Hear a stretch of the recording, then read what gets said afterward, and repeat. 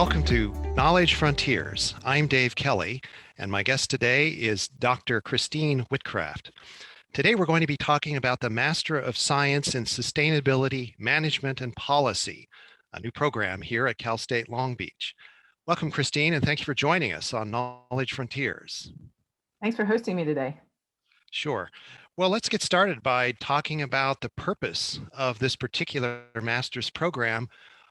Why is there a need now for a Master of Science in Sustainability and Management Policy? And who's it for? Sure. So the Masters of Science that we're talking about today is really designed to provide students with skills in the field of sustainability and specifically sustainability management. It is going to provide very specialized training in a broad range of subjects around the concepts of sustainability.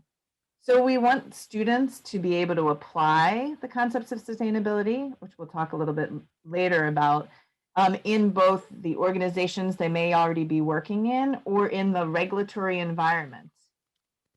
It's what we call a transdisciplinary degree, meaning that students get a range of skills, technical, managerial, problem solving, that span a lot of disciplines in the social sciences, specifically economics, geography, environmental sciences, business, and technical skills.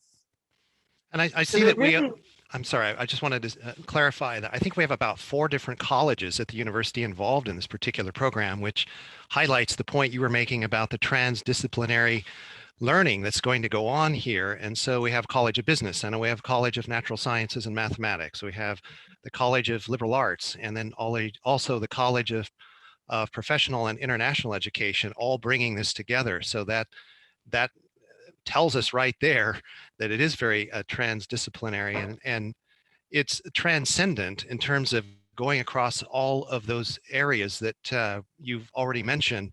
So when we talk about transdisciplinary learning, is this going to be necessary because of the very nature of the sustainability issues we're facing today with the environment and growing population and so forth?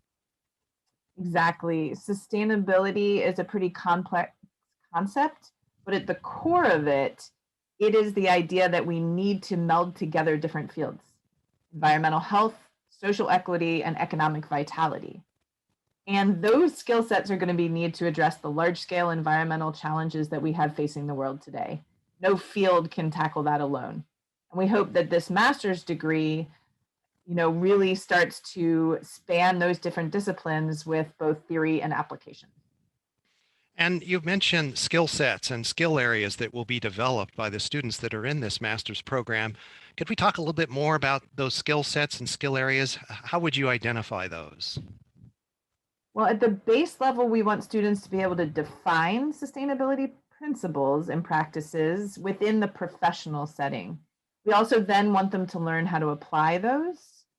We're going to use a case study based approach for a lot of the classes, where we take real world problems that may be faced by a lot of our students coming into the program. So natural resource management, supply chain management, issues like that. And we're going to talk about how the environmental, economic, and social values interact in each one of those scenarios, and then how we analyze across the disciplines the problem and the solution. So we hope that in there, students are developing a proficiency with data collection, analysis, and data representation that they then learn how to communicate to a range of audiences on the topics that we research.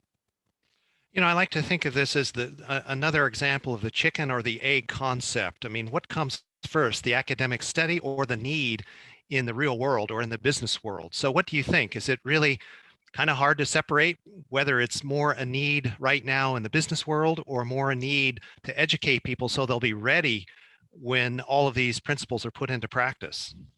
That's a great question. I think that it is truly a chicken and egg problem because they're occurring simultaneously. We have people recognizing the intense need to have transdisciplinary and sustainable solutions in this business world, wanting to re-educate themselves or re-enter education to deal with them. And then we have education trying to use those skill sets to really prepare our students for the workplace. So we hope that engaging, returning professionals within the master's program, we're melding those two worlds. So we'll have a very actionable and practical master's that builds on their skills with a more academic skill set.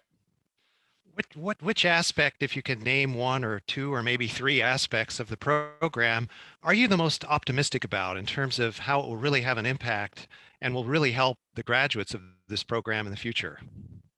Well, one aspect of the program that I'm incredibly excited about, and I think it will really benefit the students, is the advisory committee.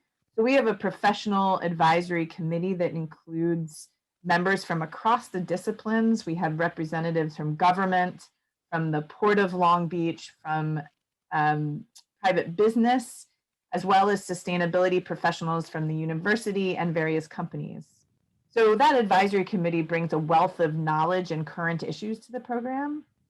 And I'm also really excited just about the idea that people want to convert their passion for the environment and for the social and environmental justice side into a skill set that they can take back out into the world and demonstrate that sustainability and sustainable management is the way to do business and to conduct any sort of business, not just economic business, but conduct our affairs in the future.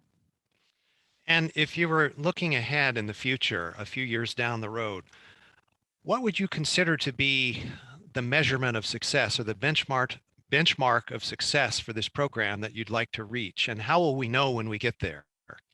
We always say one of our success metrics would be that everyone who comes through campus, whether it's students in this program or students in general, or even just community members, has a positive experience with sustainability that motivates them to go out and make a difference in their lives and the lives of others. So if we can have students come through this program, have that positive and more structured experience with sustainability, they then can go out to businesses throughout the region, the state, and the country and put those sustainability practices in place. So when we start to interact with our alums from this program on our business dealings, on our alum boards, again, on our advisory council, we'll start to see the fruits of that really passionate sustainability community that's come through our masters. And I know that this will be something that's a growing area of study for other institutions as well. And so it's great to be more or less on the ground floor right here in Southern California with this kind of a program. Well, we've run out of time, unfortunately, Christine, but I want to thank you for being here today and sharing this important information about the Masters of Science in Sustainability Management and Policy. So thanks again for being here today. Thank you. And I want to thank the audience for being with us today as well. Is there a danger hiding in your home? Unused opioid medicines could harm your family. Find your unused opioid pills, patches, or syrups and learn how to dispose of them safely at fda.gov/drug disposal.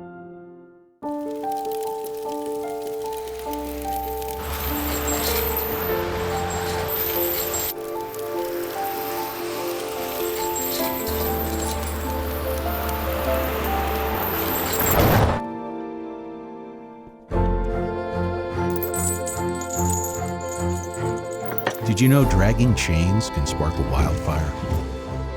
Only you can prevent wildfires. Welcome to Knowledge Frontiers. I'm Dave Kelly. My guest today is Dr. Libby Gustin, and we're going to be talking about sustainable food systems today. Welcome, Libby, and thank you for joining us on Knowledge Frontiers. Thank you, Dave. When we talk about this idea of sustainable food systems, I'm not sure that all of our viewers know what that phrase actually means and what it all entails. So what are we talking about in regard to sustainable food systems? So I think the simplest way to talk about sustainable food systems is growing food in a way that sustains the environment or the ecosystem in which we're growing it in, as well as sustaining the health of the people that we're growing the food for. In comparison, we currently grow in what's an industrial food system. And so we use methods to kind of control the environment to get the outcome we're looking for. And when we're working about sustainable, we're working with the ecosystem. And the outcome is that it really is giving us a healthier outcome to the environment and to the people eating the food that we get. And I know that this is an ongoing mission for you. This is something that you work on in the classroom and of course outside the classroom as well. And as a matter of fact, I know that a couple of summers ago in 2019, you were honored along with the associated students for a project that you were collaborating on. That project was called Turning Food Waste into Food Justice. And the honor came at the California Higher Education Sustainability Conference, which is held annually at UC Santa Barbara. So I want to ask you about that initiative, the Turning Food Waste into Food Justice. What was that initiative all about? So it was really multifaceted. The idea is that we were trying to look at currently food banks give food that's maybe not necessarily providing the nutrition that people are looking for. And so we were looking at ways to provide actually nutrient dense food for those that didn't have access to it. And so the food waste came from farmers markets. At the end of the day, they have a lot of very good fresh produce, just a couple of days old, that gets thrown out. And so we would recover that food and help distribute it, not only to the food bank on campus, but to food banks within the community. The other thing that we were doing is learning to grow food right there on campus and picking it on a regular basis and bringing it to the food bank. We had to work with getting refrigerators there so that we could actually store it, because typically it's just shelved food that you have at a food bank.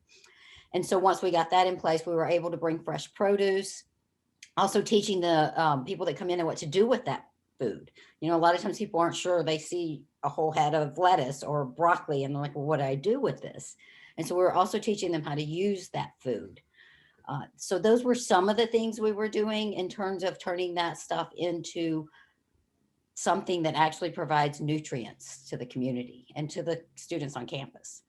And when we talk about providing nutrients to the students on campus, we know that unfortunately there are some students at Cal State Long Beach that are suffering from food insecurity. How would you define food insecurity, and why are students at Cal State Long Beach suffering from that dilemma? So food insecurity is actually more prevalent than most people realize. Initially, we think of food insecurity as not having the financial means to have access to food. Actually, food security worldwide is built on 4 pillars. It's access, availability, utilization, and stabilization. So I'll briefly just talk about each one of those to help understand. So access really does have to do with being able to financially afford it, or even just being able to get to it within the community that you live in. And we know that there are areas within a community that have less access because they don't have grocery stores with fresh produce. They have fast food and liquor stores and convenience stores, and they don't really have easy access to that. And they also might have limited transportation to get to that stuff. Availability is if it's available in the community, if it's being supplied appropriately. And utilization is knowing how to use it. And this is where, to me, utilization is where there's some people that don't even know they're food insecure, but they don't know enough about what healthy food is. So they're eating a lot of calories. So they think I'm, got plenty of food. But actually in our nation, we are one of the most overweight and undernourished. And that's hard to comprehend for a lot of people, but calories that don't have nutrients, and just because we eat food doesn't mean we're actually food secure, because our body's not getting what we need. So I think, and then stabilization quickly, just as what you'd asked in the first question, is sustaining the system so that we can keep growing food over and over. And currently our industrial system is depleting our resources, so we're not going to be able to do that over and over. So all 4 of those pillars need to be in place for food security to exist. Now, our students on campus, with what you're referring to, are ones that do not have the financial means. And it's very common, not just here at Cal State Long Beach, it's very common all across the nation. And these are students are choosing to give themselves a better choice in the future. And so they may be choosing to put their money and resources toward getting their education. And sometimes that means not having the food that they need. which is kind of counteractive because you need that to be able to think clearly. So we really want to make sure that we are providing them access to that food. Now, has the COVID pandemic had an impact on efforts to get the food to the people that really need the food? It has. I think I've seen a lot of things happen. There's some good things, and then there's some things that weren't so good. There's some community gardens that were shut down, which was an access for a lot of as areas that we call food deserts that don't necessarily have access to this food. The community gardens were filling that need, and they got shut down. I know all of us probably experienced times walking in the grocery store and seeing shelves empty, and very shocking, something we've never really experienced in this country. And that it was also addressing it and an issue with food insecurity. Now, I know on campus, we weren't on campus to be able to provide that. We had some food banks like a truck, and then we do it every so often, but it still wasn't enough. So some of those things were making it a little bit more difficult. What I did see out of this pandemic is that I saw a lot more people starting to go to a farmer's market. So they were starting to find these resources they didn't know existed to get some of the most nutrient-dense food you can get. And I also saw people starting to cook at home, which is the utilization issue that a lot of people lost that cooking skill. It's kind of forced people back to doing that. And when we cook at home, we are usually going to have healthier food for a lower cost point. And so I think a lot of people came to that realization that this is a possibility of access that they had forgotten about. Well, let's go back to the course that you teach about exploring sustainable food systems. I know this is a semester-long course, so we can't cover everything, but what are the high points of that course, and what will students gain in terms of knowledge about nutritional values, about growing and preparing proper food that has those nutritional values, and also how not to waste good food when other people are in need? Okay. You hit on really the highlights of the course. In the beginning, we talk about food waste. They do an exercise where they're really tracing their own food waste and the awareness that they have. They change a lot of habits.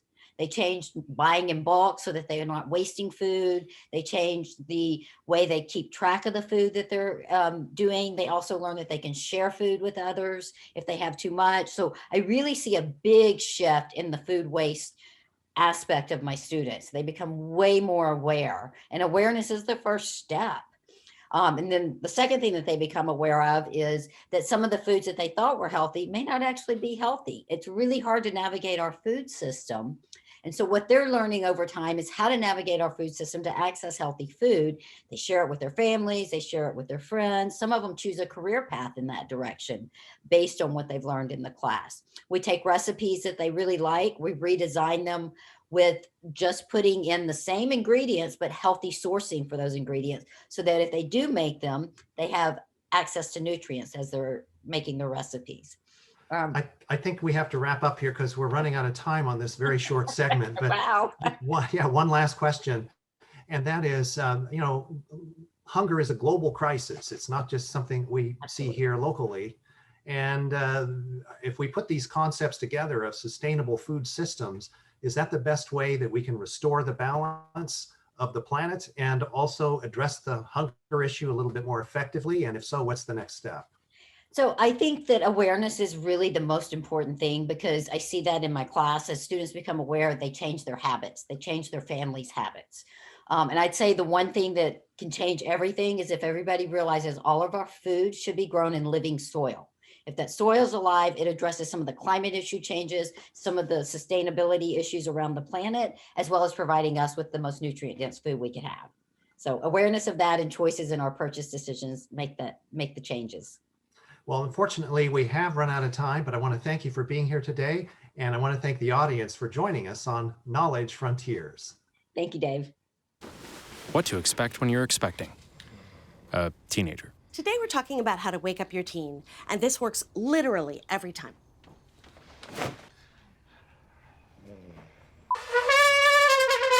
Give kisses. Give kisses. You heard how loud I heard. It wasn't you. Yeah. It was the... Is that bacon? You don't have to know it all to be a perfect parent. Thousands of teens in foster care will love you just the same. When I was in foster care, I never knew when I would have to move. So I always had my suitcase ready to go.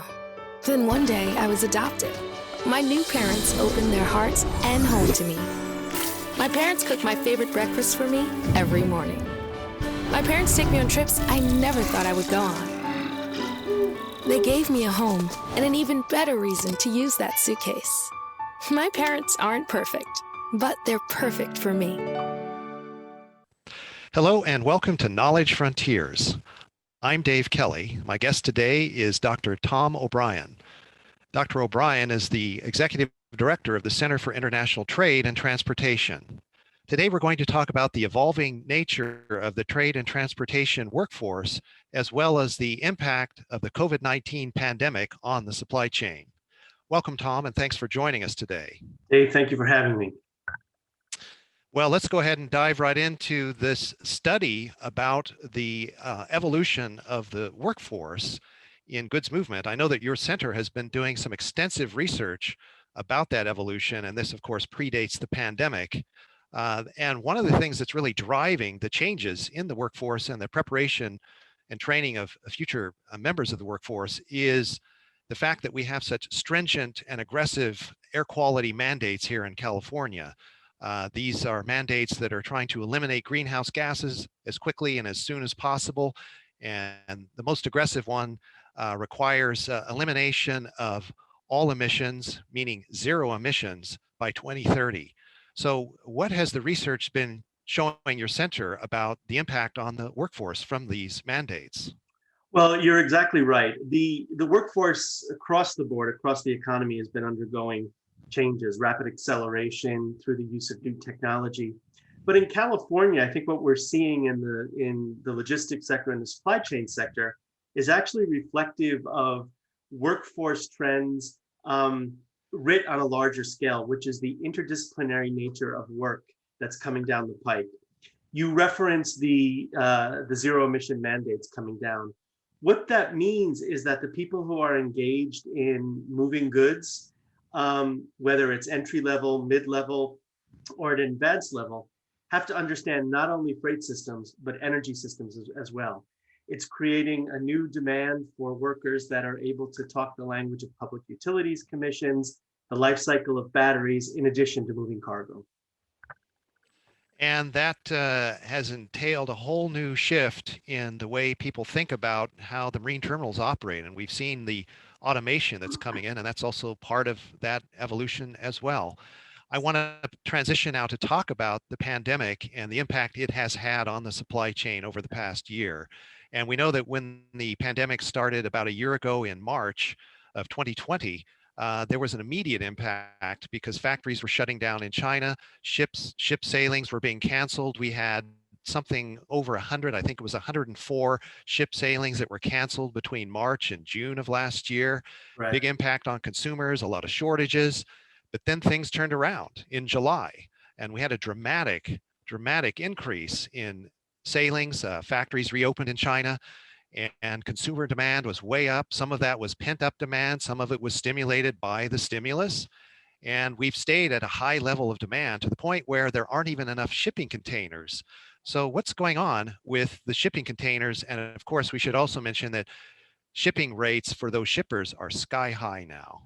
Yeah, this is a supply chain problem that you're describing. One of the reasons that the cost of containers is high is because there are so many of them waiting on vessels to be offloaded at ports, in particular the ports of Southern California, right? That's the biggest thing that we're seeing. And there's also greater demand simply for the reasons you mentioned. It's not only the release of pent-up demand, and right now the ports of LA and Long Beach are up over 90% from where they were last year, which is not surprising given the pandemic. But we've seen an increased demand for consumer goods that are being delivered to our home. We've seen a change in not only what we order, but how we order it. So the supply chain is playing a little bit of catch up. And containers, I think, are sort of an example, a very vivid example of how the intersection of equipment availability, labor availability, infrastructure availability, and consumer demand are connected. And when one is out of whack, everything gets out of whack. And you mentioned, and you referenced the fact that a lot of ships are waiting to get into the harbor. People that have a view of the San Pedro Bay have seen a lot of ships anchoring out in the water, waiting for their turns to go into the berths in the marine terminals. So obviously there has been some slowing down, or at least there's been too many ships and not enough opportunity to unload those vessels. And I know that some of that is based on the impact of the pandemic on the actual workforce in the marine terminals. So if you could tell us about what the impact has been on the workforce, the longshore community, and so on from the pandemic. Well, if nothing else, the pandemic raised the profile and visibility of the supply chain in a way that I hope makes people appreciate better the role of all of the people who move good, including dock workers, as frontline workers. And when we have the level of volumes that we're talking about, there's an increased demand for labor. And the dock workers, being the longshoremen, being on the front lines, also were susceptible to exposure to the coronavirus. So one of the things that were happening is as we have an increased demand for labor, we actually had a somewhat unpredictable workforce because of the impact of the pandemic itself. But it's not just a question of labor. It's a question of available equipment, chassis, rail capacity. All of those work together to determine how productive our ports can be. But labor is certainly a huge part of the equation. And as we talk about chassis and trucks, one of the ongoing concerns for many years has been the turn time of trucks coming in and out of the harbor. And of course, turn time means how long it takes from a truck to enter the gate, to receive the correct container, and then exit the gate. And I know that in December and January, that was about an 88-minute turn time. It's been reduced now as of March, I believe, down to about 77 minutes. So that's progress in the right direction. Are we going to see much more of a decrease, or are we now reaching the historical average of turn times? I think there's still room for improvement, and this will be a question of the solutions that are put on the table. So the first thing that I would say is that there is still improved technology that both exists and is coming in the near future to allow for better coordination of container-related moves inside and outside the gates, right? So technology is one thing that will help further reduce turn times. The other thing that I think is important is that the ports have been looking themselves at what they can do to make it more likely that the terminals will make it a priority to reduce turn time. The Port of LA, starting earlier this year, started offering incentives for terminals that would accelerate improved turn time, right? So that was an enhancement in productivity, but also making dual transactions a priority at the ports, right? Because if a truck can come in, drop off a load, and pick up a load at the same time, that makes for more productive ports. It makes for happier truckers, and it means reduced turn time as well. So I think there is still some room for improvement. Well, thank you, Tom. Unfortunately, we've run out of time in this very short segment, but I want to thank you for offering your insight today on Knowledge Frontiers. Thank you, Dave. It's been a pleasure. And thank the audience for staying with us.